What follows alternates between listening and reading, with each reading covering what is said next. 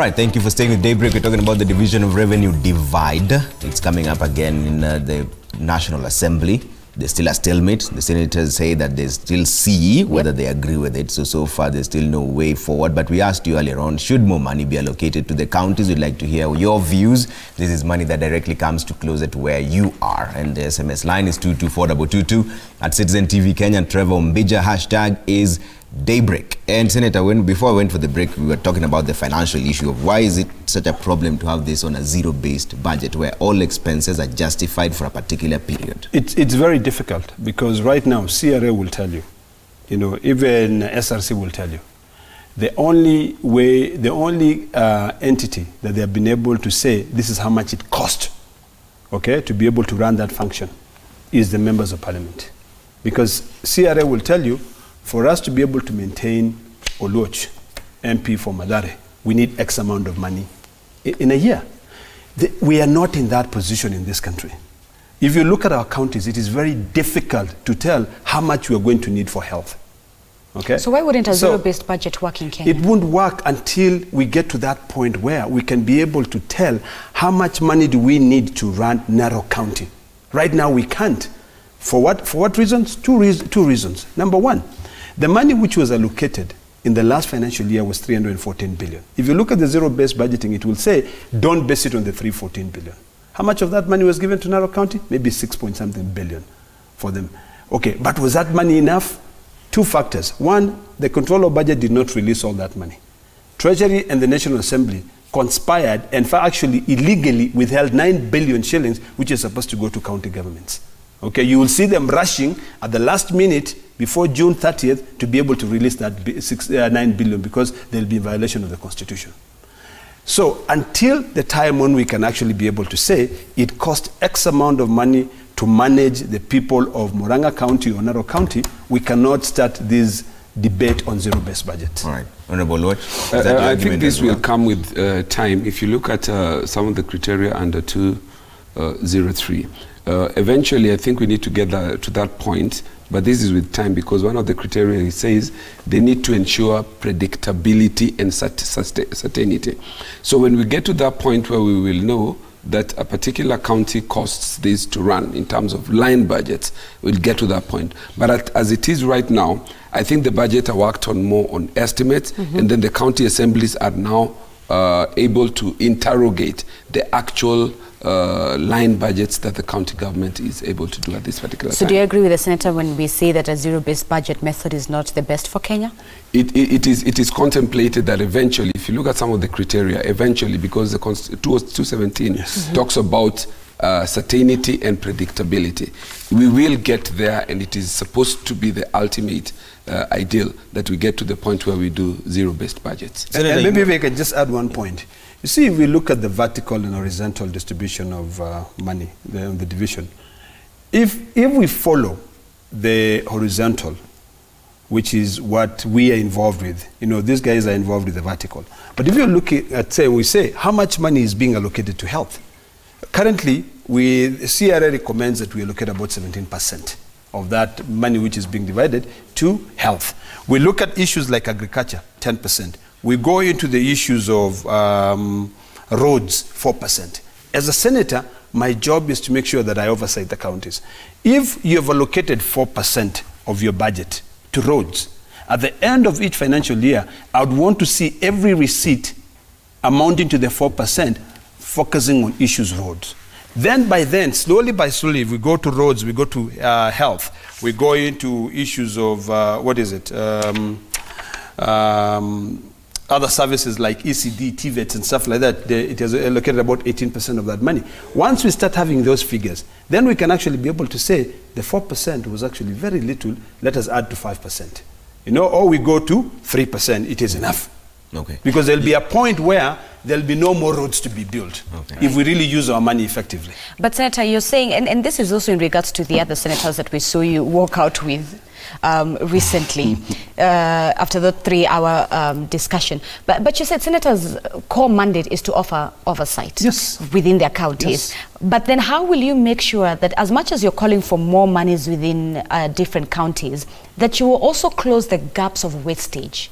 That you as a senator for Narok, you say, as much as I am calling for more funding in my county, this is what I'm doing in my level as the time at the helm to make sure that wastage of money is also not being leaked. You know, there's always that idiom of forms follows functions, you know. You need to empower the senators to be able to traverse their counties, to be able to see what is actually happening. You know, we've been having this fight with the National Assembly, where the National Assembly is saying, we are not going to give you this money allocated for oversight. You know, my job as Article 96 is very, very clear. Protect the interest of the counties and their governments. So when I'm at the Senate, I will protect the interest of my county government so that I can send more money. Then on the ground, I protect the interest of the people from that government that I'm protecting to make sure that that money has actually been able to be used effectively. So currently, of course, we're going out there using public participation, getting down to seeing, we sit down with the auditors, we look at the control of budget, we see how money has been appropriated and how that money has been used. I'm always the first one to say that that has always been a post-mortem approach. Because you come in and sit down with the auditors, you're looking at what was appropriated last year and how that money was spent. In fact, it's only my committee now which is current. The previous House committee was like 2013, 2014 financial statements. So now I'll be on the ground, making sure that, okay, you said 4% to go to the roads. Give me your budgets for the roads. I want to see your planning and I want to see your actual budget. Okay. Then I can be able now to also empower the citizens on the ground. Because once the citizens are involved in the budget making process, you know, when you're formulating the budget, have the interest of the citizens there. Let the citizen come and say, in our ward, we need X, Y, and Z. So are we to expect a dummy audit from senators from all the 47 counties saying, a senator of Narok, a senator of Nairobi, absolutely. This is what I've been able to do? Absolutely, absolutely.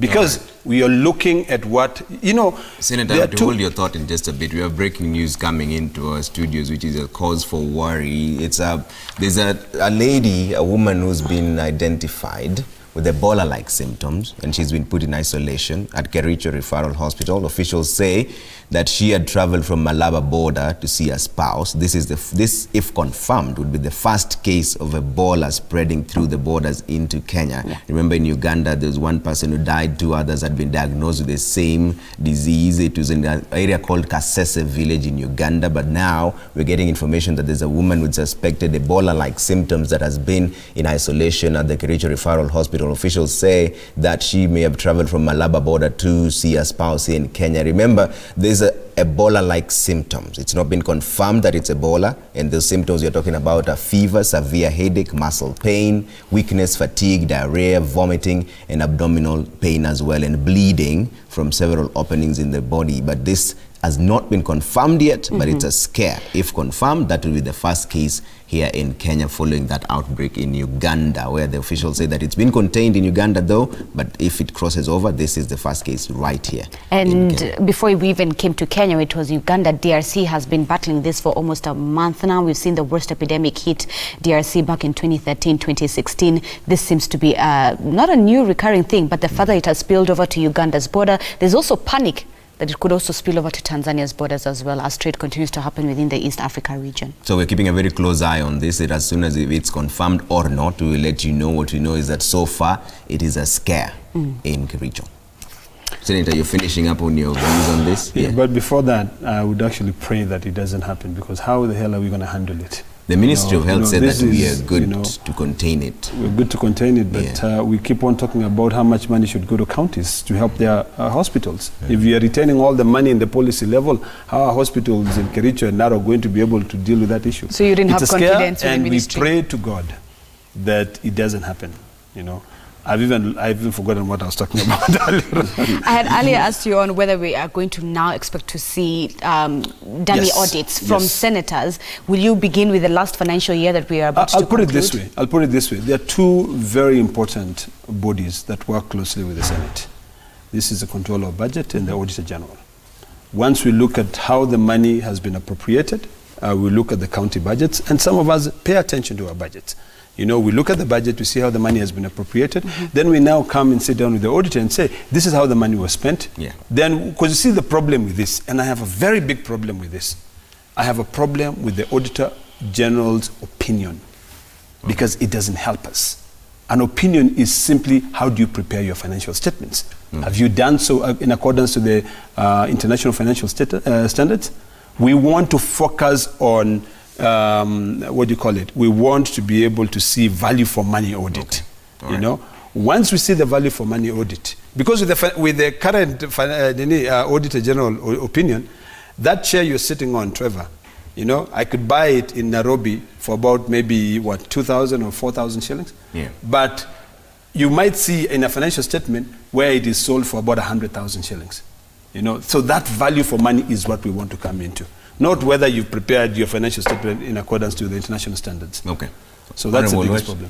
How do we, because you know, the BBI that we're talking about has received recommendations. Some of them is that this number of counties should be reduced because people are saying that there's a duplication of roles. And even if this money is allocated to the counties, most of it goes to recurrent expenditure again. Well, the quickest and easiest way to kill a referendum, in my view, is to bring a proposal where you're going to say, let's get rid of Narok or Kajiado County. Or like I have had, to try and take away Nairobi County there. There's a big case for that. And there's a proposed bill that we should remove Nairobi from one of the counties and make it a special district. So that discussion is there. But I can tell you, let's work towards trying to strengthen the counties, put in systems as opposed to trying to take away the counties. The main idea about devolution was try to decentralize money, decentralize power, decentralize resources from government. The moment we start saying somebody who is getting services in a place, a far-flung place in Turkana is not functioning properly, they can't manage their money, let them now go to another place to try and get those services. I think it will be defeatist.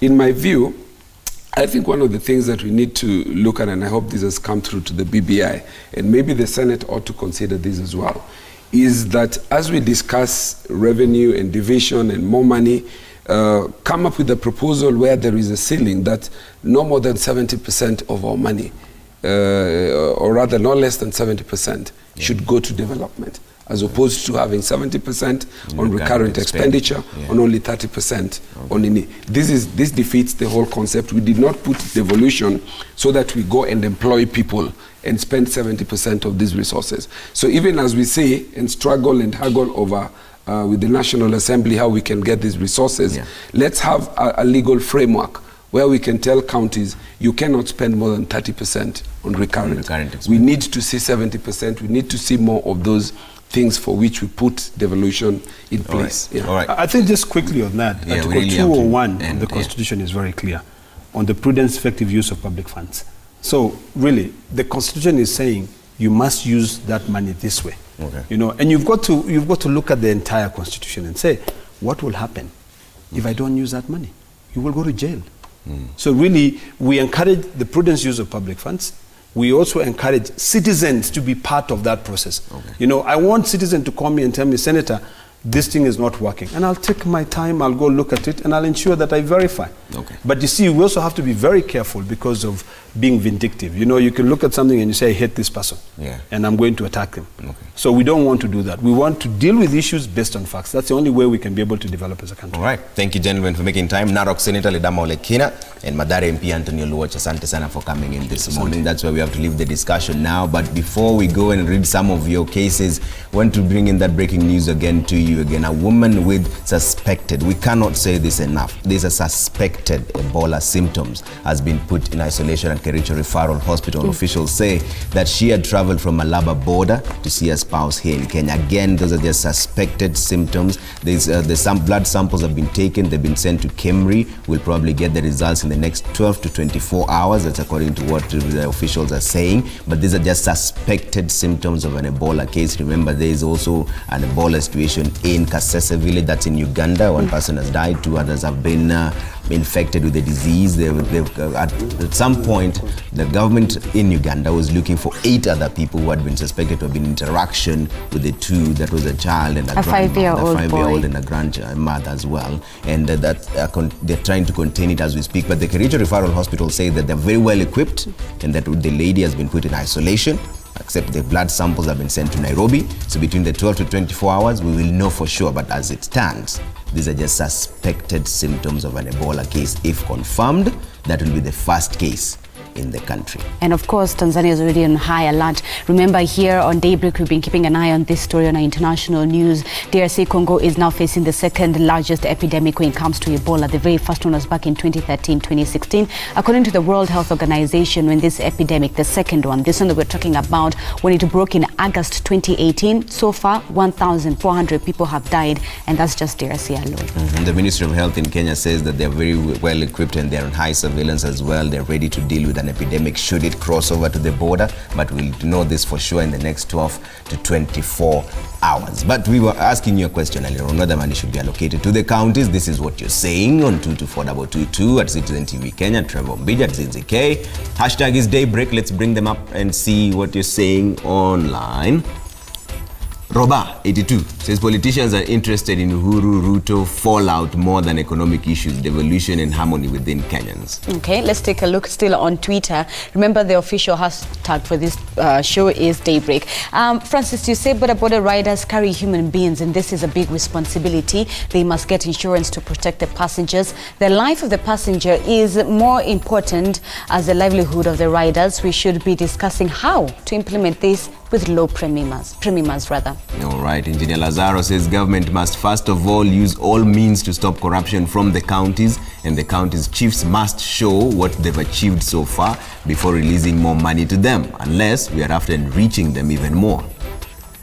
Fred, you say it's sad that our leaders cannot give justification for their constant monetary demands. The little sent to the counties is misappropriated under the very scummy circumstances, and now they're requesting for more.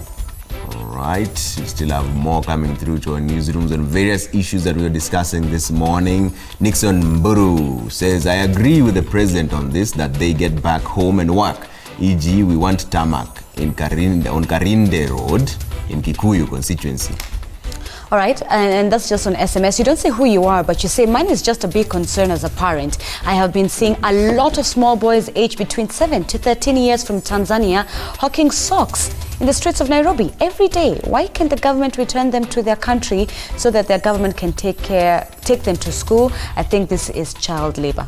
All right, interesting views there. Mary Kakenya from Narok says, yes, why not? Counties need money against whatsoever happens, but it all starts with strategic plans on how to acquire and spend it. Kenyan government has money, but a mode of using it is poor. All right. Let's take a look at the last one from Eldoret. Tomorrow you say one is tempted to agree with the National Assembly on the reduced allocations to the counties due to misuse. Uasin Gishu County Assembly has just stopped its executive from purchasing an old building to the tune of 568 million Kenyan shillings. You continue to say that, but there are also uplifting stories from the counties such as Makueni County on their utilization of the same resources. Corruption is our nightmare. All right. That's where we leave it for now. We're taking a quick break here on Daybreak. We want to bring that breaking news to you again, not to cause any panic. A woman with suspected Ebola symptoms has been put in isolation at Kericho Referral Hospital. Officials say that she traveled from Malaba to Kenya to see her spouse. Again, these are just suspected symptoms. The samples have been taken. They've been sent to Nairobi, Kemri to be specific. We'll expect results within the 12 to 24 hours. As soon as we have them and as soon as we know, you will know. But these are just suspected symptoms. And the symptoms we were talking about here are fever, severe headache and muscle pain, weakness, and we have fatigue, diarrhea, vomiting and bleeding. These are just suspected symptoms that have been seen in this woman, but it's not been confirmed. Again, it's not been confirmed. This is coming after a case in Uganda. And if this is confirmed, it should be the first one here in Kenya. But also DRC has been grappling with it. The death toll, I think, is at around 2,000, if I'm not wrong. 1,400. 1,400, yes. All right. And we can promise you that this is one of the top stories that newsrooms across Kenya will continue to keep an eye on. Right now, we need to take a quick commercial break and create time for the next slot. Stay with Daybreak.